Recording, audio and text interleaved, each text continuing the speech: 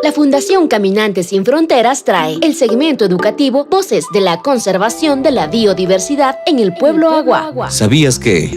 la pava de Orton está categorizada como especie en peligro de extinción, según la lista roja de la UICN, debido a la continua fragmentación de su hábitat, la cual ha provocado o se presume una disminución muy rápida de su población? Si protegemos sus bosques hoy, aún estamos a tiempo de salvarla juntos.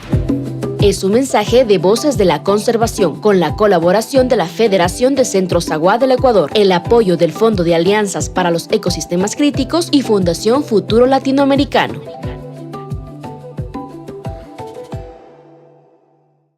Fundación Caminantes Sin Frontera Karamdi Urusa Kamdamisna Pikpara Kuiragin Soishpa Puebla Wagin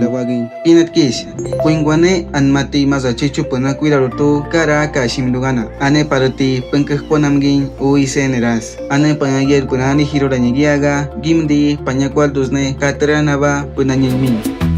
Magis Kuiragitne Panyangaldus Mama Chagudin China Makpas Parihu Ane Masakainami, Pikpara Kuiragin, Nyan Waindu, Federación de Centros Agua del Ecuador Gaza, Cara que Waindu Fondo Alianzas para el Ecosistema Críticos, Cara Fundación Futuro Latinoamericano.